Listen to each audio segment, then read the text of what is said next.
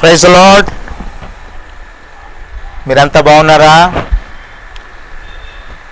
నా ప్రియమైన తోబుట్టువులారా, చెల్లెళ్ళారా, తమ్ముళ్ళారా, అన్న, అక్క, అయ్యా, అమ్మ, రండి టీవీ వద్దకు ఒకసారి రండి. కొంతమంది ఫోన్లు చేస్తున్నారు, చాలా సంతోషం. కోపంతోనో ఇష్టంతోనో మెప్పుకొలతోనో కొంతమంది చేస్తున్నారు. ఏమైనా కానీ సమస్తము దేవునికే మహిమ, ఘనత, ప్రభావము కలుగునుగాక. మీకు అందించేటటువంటి వాక్యముల్లో ఏదైనా జ్ఞానయుక్తమైన మేలుకరమైందంటే అది ప్రభు కృపే. నా యొక్క జ్ఞానము కానీ నా తెలివి కాదు. నా వెనుకున్నటువంటి ప్రభువా మాట్లాడు, ప్రభువే మాట్లాడుతున్నాడు. ప్రార్థన చేసుకుని ముందుకెళ్తాం. పరిశుద్ధుడా, నీ పక్షంగా నిలబడుతున్నా నీ దాసుని జ్ఞాపం చేసుకో దేవా. నీ ప్రజలకు కావలసిన వాక్కులు అనుగ్రహించము. నీ ధవళ సింహాసనం నుంచి నీ స్వరం మాకు వినిపింపచేయము. నేను చెప్పేటువంటి మాటలు ఇది సత్యములని గ్రహించుటకు, నేను చెప్పేటువంటి మాటలు సత్యముగా ఉండటానికి నీవే నీ అభిషేకంతో నీ దాసుని జ్ఞాపం చేసుకున్నామని మా వాయిస్ ఆఫ్ గ్రేస్ వీక్షకులను బహుగా దీవించి ఆశ్రయించమని ప్రభురక్షకుడిని యేసునామమున ప్రార్థించి వేడుచున్నాను తండ్రి, ఆమేన్. మరి నాతో పాటుగా చాలామంది మరి యొక్క ఛానల్ ద్వారా చక్కటి సందేశాలు, వర్తమానాలు ఎన్నో అందిస్తున్నారు. చాలా సంతోషిస్తున్నాను. వారికి కొద్దిగా భిన్నంగా మరి యొక్క వాక్య సత్యంలో మిమ్మల్ని నడిపించాలని నేను కొన్ని చెప్తున్నాను. చక్కని రక్షణ గురించినటువంటి ప్రసంగాలు సహోదరులు చెప్తున్నారు. విశ్వాసులు ఎలా జీవించాలో మంచి దైవజనులు వర్తమానాలు ఇస్తున్నారు. ఒక పాపి రక్షణ ఎలా పొందాలో దైవ సందేశాలు వినబడుతున్నాయి. వాటితో పాటుగా మీకు స్వస్థత ఎలా ప్రసాదింపబడుతుందో చక్కని వర్తమానాలు వింటున్నారు.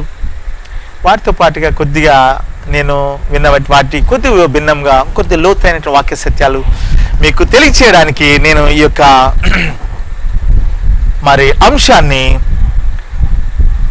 ప్రవక్తలు, అబద్ధ బోధకులు అనేటువంటి అంశాన్ని ముందు తీసుకొస్తూ మునుపటి సందేశంలో నా యొక్క ప్రసంగము మరి నేను 4వ భాగము మరి ఇప్పుడు 5వ భాగముగా లేదా 6వ భాగము అనుకుంటా, ఇది 6వ భాగముగా నేను చెప్పేటువంటి అంశము. మరి 5వ భాగపు అంశము నేను 2 పేతురు 2వ అధ్యాయం 1 నుంచి 3 వచనాలు దగ్గర నేను ఆప్ చేయడం జరిగింది. కనుక మనం జాగ్రత్తగా దైవవాక్య సత్యములను తెలుసుకుందాం. ప్రియమైనటువంటి నాతోటి మరి దైవజనులారా, విశ్వాసులారా, అనేక విషయాలు మనము దైవ గ్రంథం నుంచి నేర్చుకోవాల్సిందని ప్రభు పేర మనం చేస్తున్నాను. 2 పేతురు 2వ అధ్యాయం 1, 3 వచనం ప్రకారము, మరియు అబద్ధ ప్రవక్తలు ప్రజలలో ఉండిరి. ఆనాడే 1వ శతాబ్దంలోనే గమనించినట్లయితే అప్పుడే అబద్ధ ప్రవక్తలు ఉన్నారు. నేటి దినము అబద్ధ ప్రవక్తలుట ఆశ్చర్యకరమైన విషయం కాదు. అటువల్లనే మీలోనూ అబద్ధ బోధకులుందురు అంటున్నాడు. అవును, మన దేశంలో, మన యొక్క దేశంలో కాదు, ఇతర దేశాల్లో కూడా అబద్ధ బోధకులుందురు. వాక్య సత్యం నెరవేర్చబడుతుంది. మరి ఈనాడు నేను ఎన్నో చెప్తూ వచ్చాను. నా దగ్గరికి వచ్చి నా అభిషేకము పొంది, నా అభిషేకం ద్వారా ఒక గుర్రంలాగానో, ఒక కుక్కలాగానో, మరి ఒక గొర్రెలాగానో, ఒక పందిలాగానో మరి అరుస్తూ ఆ రకముగా ప్రవర్తించేవారు మాత్రమే పరలోక రాజ్యంలో ప్రవేశించే భాగ్యం ఉన్నది అని చెప్పేటువంటి దైవజనుడు కూడా మీకు మునుపు జ్ఞాపం చేశాను. వారు చెప్పినటువంటి అంశం, నా దగ్గరికి పొంది అభిషేకం పొందిన వారే పరలోకంలో చేరతారని బాహాటంగా చెప్పబడినటువంటి బోధన ఏ బోధన అనాలి మీరే తెలుసుకోండి. మరి అక్కడి వరకు వెళ్ళగలిగి అభిషేకం పొందటానికి మన దగ్గర ఏమన్నా వెళ్ళటానికి డబ్బు లేనివాడి పరిస్థితి ఏంటి? వెళ్ళటానికి అవకాశం లేనివాడి పరిస్థితి ఏంటి? కనుక అతి సులభంగా నువ్వు కొద్దిగా దైవికమైన ఆత్మను అడిగి తెలుసుకొని ఆ విషయాలు గ్రహించవచ్చని మా ప్రభు పేర మనం చేస్తున్నాను.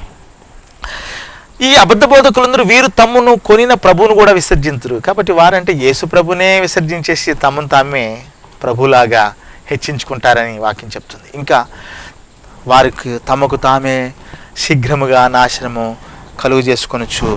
కనుక తమకు తామే శీఘ్రముగా నాశనము కలుగు చేసుకొనొచ్చు. నాశనకరమగు భిన్నాభిప్రాయములు రహస్యంగా బోధించుదురు. కాబట్టి వారు నాశనము కలుగు చేసుకుంటారు. ఈ నాశనకరమగు భిన్నాభిప్రాయాలను రహస్యంగా ప్రజలకు బోధిస్తుంటారు. వారిని కూడా నాశనం నడిపిస్తారు. మరియు అనేకులు వారి పోకిరి చేష్టలను అనుసరించి నడుతురని వాక్యం సెలవిస్తూ ఉంది పేతురుపత్రికలో. వీరిని బట్టి సత్య మార్గము దూషింపబడను. దాన్ని బట్టి ఈనాడు ప్రభు దూషింపబడుతున్నారు. గొప్ప గొప్పవారు ఈనాడు ప్రభువుని దూషించేవారు, క్రైస్తవ్యాన్ని దూషించేవారు ఈనాడు చాలామంది ఉన్నారు. వీరిని బట్టి వారు అధిక లోభులై, లోభత్వము, వారు లోభులు అంటున్నాడు. తము తాము హెచ్చించుకోవడానికి, తము తాము సంపాదించుకోవడానికి, తమ స్థితిగతులు మెరుగుపరుచుకునేటువంటి లోభత్వముతో కల్పన వాక్యములు చెప్పుచు మీ వలన లాభము సంపాదించుకొందురు అని 2 పేతురు 2:1-3 ఉంది. వారికి పూర్వం నుండి విధింపబడిన తీర్పు ఆలస్యం చేయదు, వారి నాశనం కునికి నిద్రపోదని తెలియచేపడుతుంది. కనుక ఈ దినాల్లో ఇటువంటి పరిస్థితుల్లో మనం ఉంటుండగా విశ్వాసి చాలా మెలకుగా ఉండాలి. అందుకనే మెలకుగా ఉండు అనగా దాని అర్థం అదే అని తెలియచేస్తున్నాను.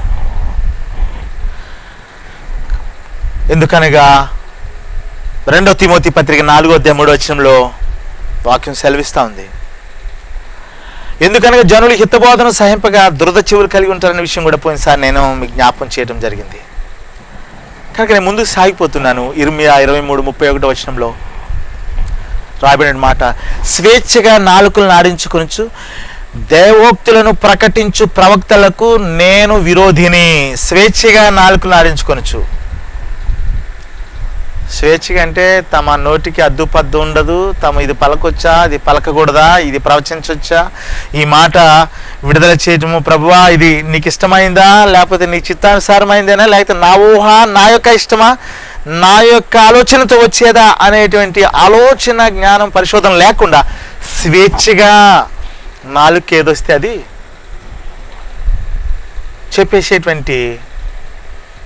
చెప్పేసేటువంటి వారిని ఈ వాక్యము ఖండిస్తూ ఉంది. ఇర్మియా 23:31 యెహోవా వాక్ అంట.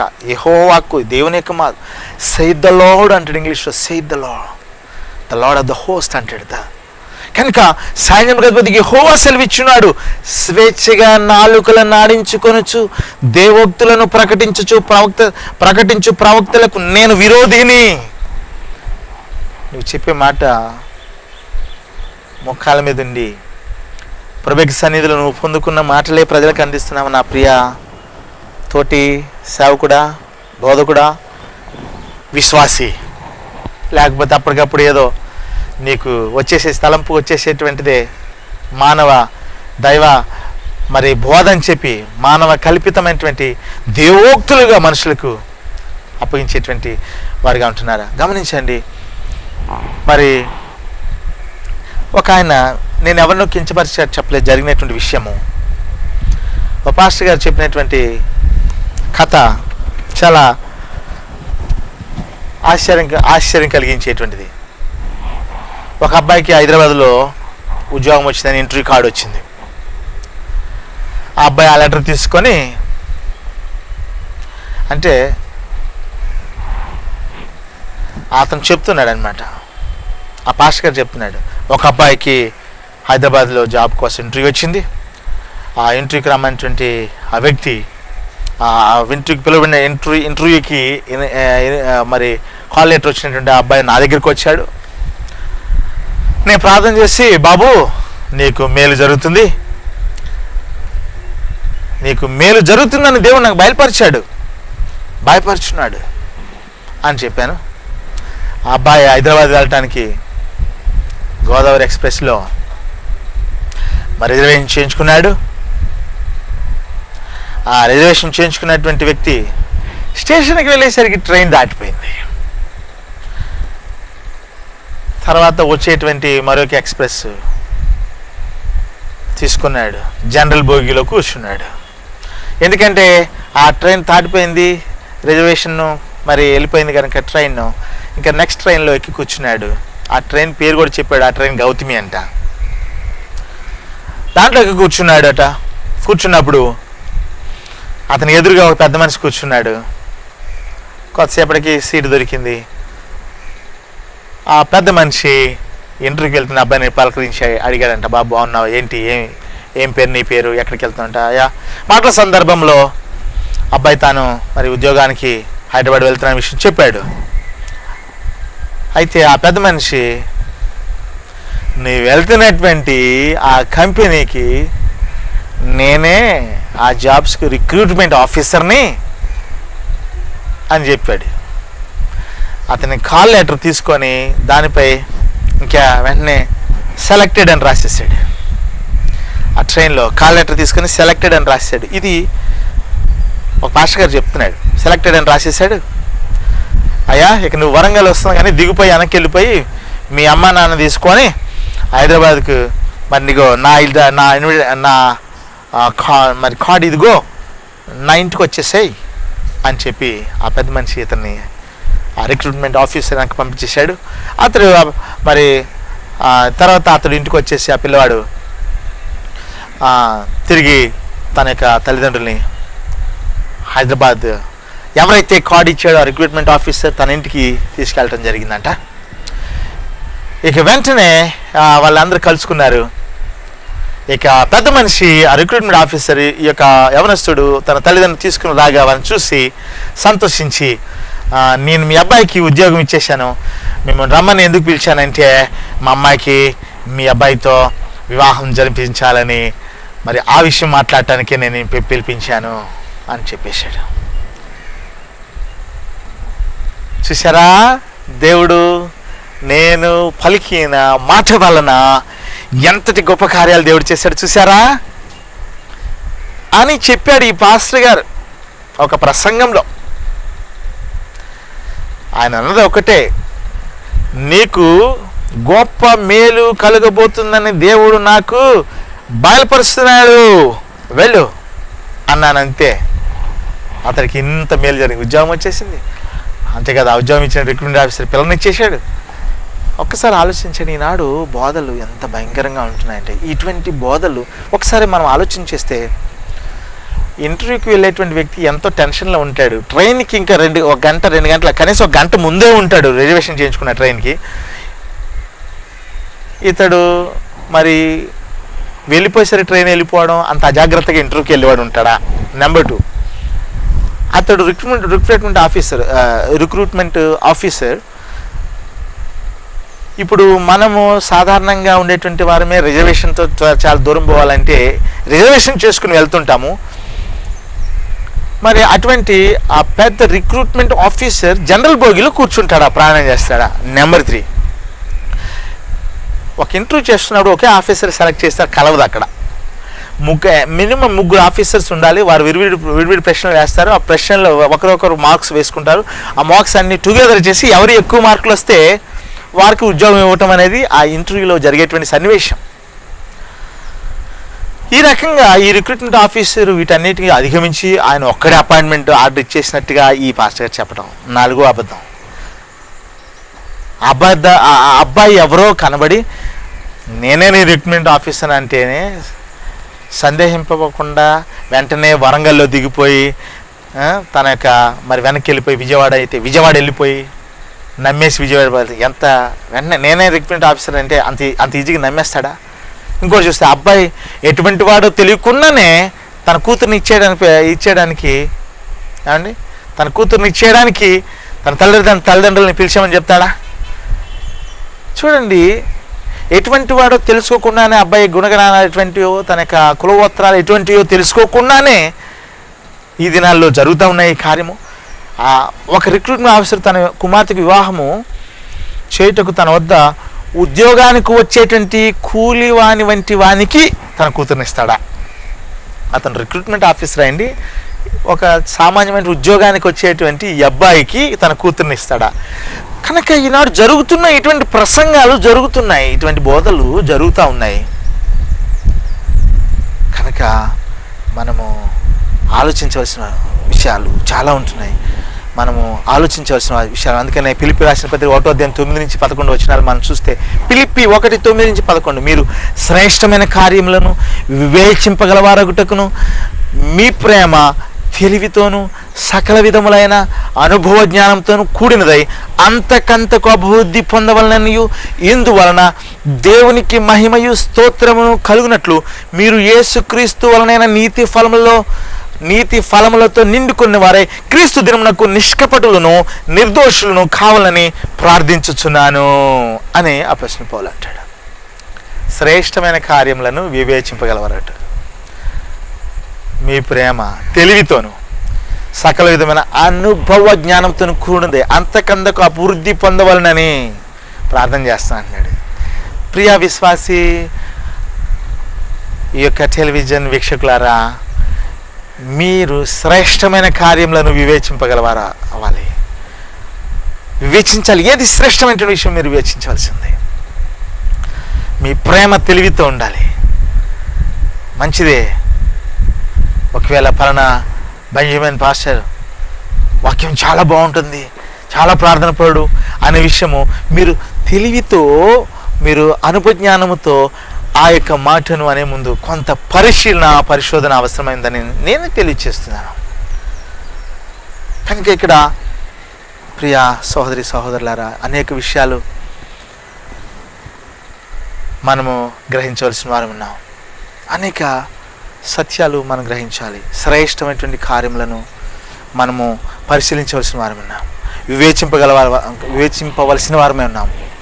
కనుక ప్రేమతో తెలివితో సకల విధమైనటువంటి అనుభవజ్ఞానంతో కూడిందై అభివృద్ధి పొందాలి. యేసుక్రీస్తు వలన నీతి ఫలములతో నిండి, నీతి ఫలాలు మన జీవితంలో ఉండాలి. క్రీస్తు ప్రభు వస్తున్నాడు, క్రీస్తు దినమునకు నిష్కపటులను నిర్దోషులు కావాలని ప్రార్థించున్నాను. నిష్కపటులుగా ఉండాలి, నిర్దోషులుగా ఉండాలి. ఈనాడు చాలా బోధలు వస్తున్నాయి, వీటి విషయమై చెప్పడానికి కూడా బాధగా ఉంటుంది, కానీ చెప్పాల్సి వస్తుంది. ప్రియా సహోదరి సహోదరులారా, ఏంటంటే ఈనాడు ఒకవేళ బోధల్లో కనపడకపోవచ్చు కానీ వ్యక్తిగతంగా తమ తమ అభిప్రాయాలు ప్రజలకు తెలియచేసేటువంటి వారు చాలామంది ఉన్నారు. ఒక పాస్టర్ అంటున్నాడు, ఒక దైవ సేవకుడిగా పిలువనటువంటి ఒక వ్యక్తి అంటున్నాడు, ఒకసారి ఒక స్త్రీ ఇంటికి వెళ్ళినప్పుడు ఆమె ప్రార్థన చేసుకోవడానికి నిర్లక్ష్యం చూపించిందంట. ఆమె పాస్టర్ గారిని ప్రార్థన చేయడానికే పిలిచింది. ప్రార్థన చేయించుకోవడానికి పిలిచినటువంటి ఆ స్త్రీ పాస్టర్ గారు వెళ్ళేసరికి ఆమె ప్రార్థన చేయించుకునే విషయం నిర్లక్ష్యం చూపించిందంట. ఆ నిర్లక్ష్యం చూపిస్తున్నటువంటి వ్యక్తికి, ఆ స్త్రీకి ఈ పాస్టర్ గారు మరి ఒక సంఘటన గురించి చెప్తున్నాడు. అమ్మా చాలా జాగ్రత్త, నువ్వు ప్రార్థన అంటే నిర్లక్ష్యంగా ఉంటున్నావు. ఒక స్త్రీ వారింటికి ప్రార్థన చేయమని నన్ను పిలిచింది, నేను ఉదయమే వారింటికి వెళ్ళాను. ఆమె తన యొక్క గిన్నెలు కడుక్కుంటా ఉంది. నేను ప్రార్థన చేయడానికి వచ్చానమ్మా అని చెప్పగా ఆమె, పాస్టర్ గారు నేను కొద్దిగా బిజీగా ఉన్నాను, ఇక్కడ 2-3 గృహాలు ఉన్నాయి, అక్కడ ప్రార్థన చేసి రండి, ఆ తర్వాత వచ్చి నేను ప్రార్థన చేయించుకుంటాను అని చెప్పింది. అదే సమయంలో ఒక అడుక్కునేవాడు వచ్చాడు, భిక్షగాడు. అమ్మా అని అడిస్తే ఆ భిక్షవాడికి కూడా ఓ మాట చెప్పింది, ఏమని, రేయ్ 2-3 ఇల్లు వెళ్ళి అడుక్కుని రారా, తర్వాత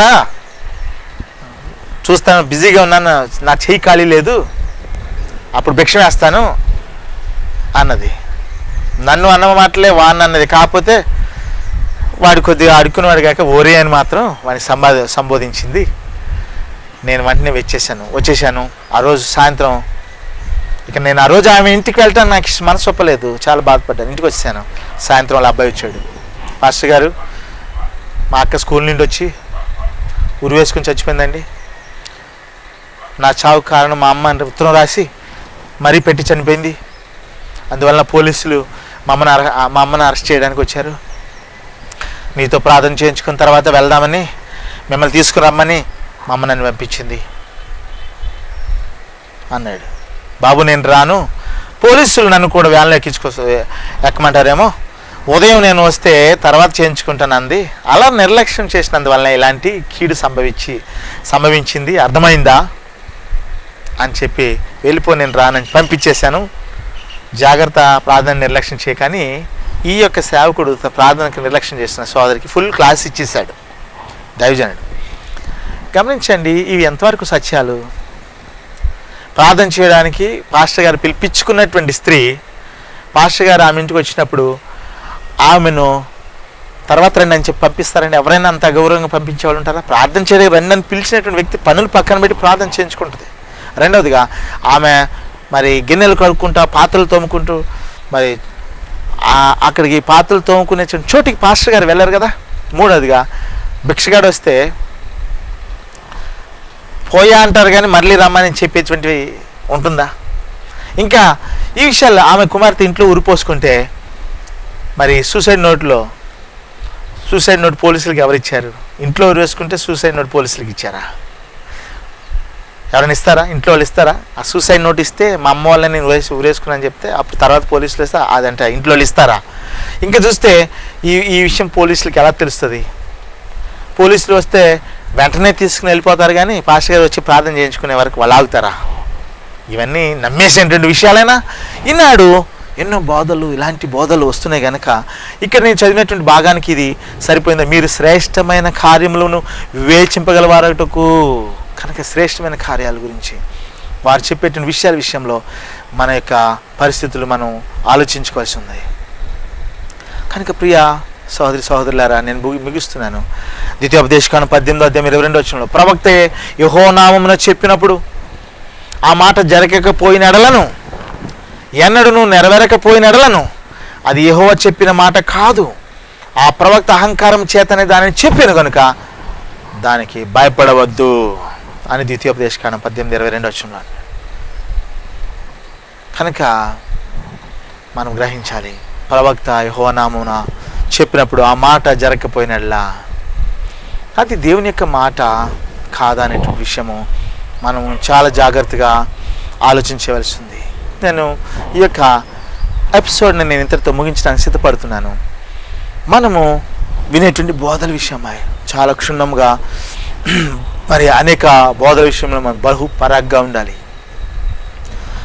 మరి మనం ఏదైనా అనేక రకాలుగా ఈనాడు మన యొక్క గృహాలకు వస్తున్నారు. మా గ్రామంలోనే ఒక బోధకుడు వచ్చినాడు, ఎంతో గలిబిలి చేసేసినాడు.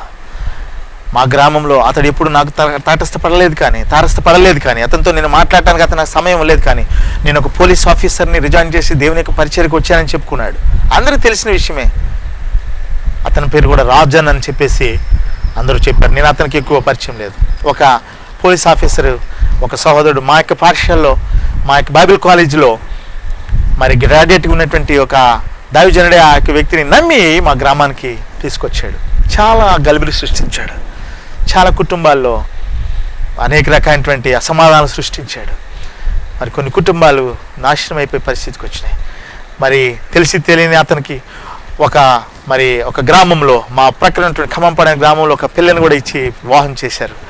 ఆ అమ్మాయి గర్భవతి అయి ఉండగా ఇతను ఎక్కడికి వెళ్ళిపోయాడో తెలియదు. ఇప్పటి వరకు అడ్రస్ లేడు. దాదాపుగా 10 సంవత్సరాలు కావస్తుంది, 9-10 సంవత్సరాలు కావస్తుంది. ఇదంతా వాక్య సత్యాలు కావా? ఇదన్నీ కూడా వాక్యం నిరూపించబడేటువంటి విషయాలు కావా? జాగ్రత్తగా ఉండవలసిన బాధ్యత విశ్వాసులకు, మరి సేవకులకు, సంఘములకు లేదా? కనుకనే మీకు జ్ఞాపం చేస్తున్న బహుపరాగ్గా ఉండాలని, చాలా జాగ్రత్తగా ఉండాలని. మరి కొంతమంది అంటారు, ఎంతో అహంకారంగా మాట్లాడుతున్నాడు, ఎంతో మరి భయం లేకుండా మాట్లాడుతున్నాడు సేవకుల గురించి, బోధకుల గురించి. ఎవరు ఈ యొక్క సేవకుడు అనేటువంటి అనువారు కూడా ఉన్నారు. కానీ దేవునికి వాక్యము సత్యముల గురించి మనము బోధించటం ఎంతైనా అవసరమైందని నేను నమ్ముచున్నాను. చివరిగా 2 యోహాను 1:10-11 ఒక మాట వ్రాయబడుతుంది. 2 యోహాను పత్రిక 1:10-11 ఎవడైనా ఈ బోధను తేక మీ యొద్దకు వచ్చిన ఎడల వారిని మీ ఇంట చేర్చుకునవద్దు, శుభమని వానితో చెప్పనవద్దు, శుభమని వానితో చెప్పువాడు వాని దుష్టక్రియలలో పాలువాడగును. చాలా జాగ్రత్త. యేసయ్య వాక్య బోధనను తెలుసుకొని మరి ముసుగు వేసుకొని మిమ్మల్ని మోసం చేయడానికి, మిమ్మల్ని అనేక రకాలుగా ఇబ్బందులు పాల్చేయడానికి ఈనాడు చాలామంది నా ఫోన్ నెంబర్ తెలుసుకుని కూడా వస్తామని చెప్తుంటారు, బోధిస్తామని చెప్తుంటారు. మేము చాలా గొప్పవారం, పెద్ద బోధకులము, అయ్యా మీ సంఘంలో మేము మాట్లాడతామంటే నేను వారితో ఫోన్లో మాట్లాడుతుంటాను. నువ్వు ఎక్కడ రక్షింపబడినావు, నీ రక్షణ అనుభవం ఏంటి, ఎప్పుడు బాప్తిస్వం పొందినావు, నీ యొక్క మరి నిన్ను ప్రభువులోకి నడిపించినటువంటి దైవజనుడు ఎవరు, ఇవన్నీ చెప్తా ఉంటే ఇక వాళ్ళు చిన్నగా నాకు దూరం అయిపోతూ ఉంటారు. జాగ్రత్త. శ్రేష్టమైన విషయంలో సంఘంలో వారిని మరి ఉపయోగించే విషయంలో, ప్రజలకు వారి యొక్క బోధను వినిపింపచేసే విషయంలో చాలా జాగ్రత్తగా వారి విషయం మనము ఆలోచన చేయవలసి ఉంది. ఎవడైనాను ఈ బోధను తేక మీ వద్దకు వచ్చిన ఎడల వారిని మీ ఇంట చేర్చుకునవద్దు. ఎవడైనాను ఈ బోధను తేక మీ వద్దకు వచ్చిన ఎడల, ఈ వాక్యము యేసుక్రీస్తు ప్రభు వారి యొక్క జీవం కలిగినటువంటి పరిశుద్ధ గ్రంథ సంబంధమైనటువంటి వాక్యానుసారమైనటువంటి బోధ లేకుండా మీ వద్దకు వచ్చినట్లయితే ఇంట్లో కూడా చేర్చుకోవద్దు అంటున్నాడు. ఇంట్లో శుభం అని చెప్పొద్దు అంటే నమస్తే, లేకపోతే గుడ్ మార్నింగ్, గుడ్ ఈవినింగ్ అట్లాంటివి కూడా చెప్పవద్దని వాక్యంలో స్పష్టంగా రాయబడుతుంది. అంతేకాదు శుభమని వానితో చెప్పువాడు వాని దుష్టక్రియలో పాలువాడగలని అన్నాడు. కనుక ఇది వాక్య సత్యము మీకు తెలియజేస్తున్నా. కనుక అనేక విషయాలు ఈ యొక్క సమయంలో మీకు జ్ఞాపం చేస్తున్నాను. కనుక మీరు ఈ వాక్య సత్యమును ఎరిగి ఆ ప్రకారంగా మరి ఈ వాక్యం పరీక్షించండి, వాటిని క్షుణ్ణంగా తెలుసుకోండి. మోకాళ్ళ మీద ప్రభువా ఈ వాక్యములు మాకు ఎంతవరకు మా ఆత్మలకు మాకు క్షేమకరమైన ప్రభుని అడిగి ఆ ప్రకారం వాక్యానుసారం జీవించండి. ప్రభు మీ కుటుంబానికి, మీ జీవితాలకు, మీ బిడ్డలకు, మీ యొక్క కుటుంబంలో శాంతి, సమాధానం, నెమ్మది, గొప్ప దీవెన ఆయన కృప చేత అనుగ్రహించగలడని దైవదాసునిగా మీకు తెలియజేస్తున్నాను. దేవుడు మిమ్మల్ని అందరిని దీవించి ఆశించును గాక. ఆమేన్. మీకేమైనా విషయాలు, అభ్యంతరాలు, సందేహాలు ఏమన్నట్లయితే దయచేసి ఫోన్తో నన్ను సంప్రదించండి. మీ యొక్క వ్యక్తిగత అవసరతలు, అక్కర్లు, ప్రార్థన అవసరత ఏమైనా ఉంటే తెలియచేయండి. మీ సంఘంతో పాటు మేము కూడా మీ కొరకు ప్రార్థన చేస్తాం. ప్రభు మనందరి ప్రార్థన ఆలకించి మీకు విడుదలను, అనేక రకమైనటువంటి ఆశీర్వాదాలను తన కృప ద్వారా అనుగ్రహించగలడని నేను విశ్వసిస్తున్నాను. మీ అందరి కొరకు, మీ కుటుంబాల కొరకు, మీ సంఘాల కొరకు, మీ బిడ్డల కొరకు, మీ అందరి కొరకు ప్రార్థన చేస్తాను. ప్రార్థన చేసుకుందాం.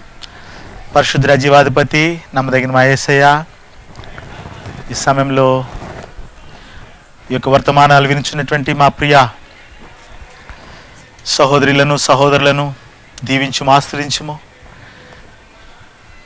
నేను ఏదైనా చెప్పినాను కూడా ప్రభు అది కేవలం నా ప్రభువైన యేసుక్రీస్తు వారు నాకు బయలుపరిచిన విషయంను, నేను నేర్చుకున్న విషయాలను బోధిస్తూ నీ వాక్యమునే వారికి ఎత్తి చూపిస్తున్న విషయం వారు గ్రహించగలరు సహాయం. నా యొక్క బోధ ఎవరినైనా నొప్పించి ఉంటే దయతో వారిని ఆదరించుము, కరుణించుము. వాక్యము సత్యము నాయన వారు ఎరుగుట కృప అనుగ్రహించము. ప్రేమించేవాడు గాయపరచును వాక్యం వారు ఎరుగుట సాయం చేయం. ప్రత్యేకించి సమయంలో మా యొక్క వాయిస్ ఆఫ్ గ్రేస్ వీక్షకులకు నేను నీ కృపను ప్రత్యేకంగా అనుగ్రహించమని ప్రార్థిస్తున్నాను.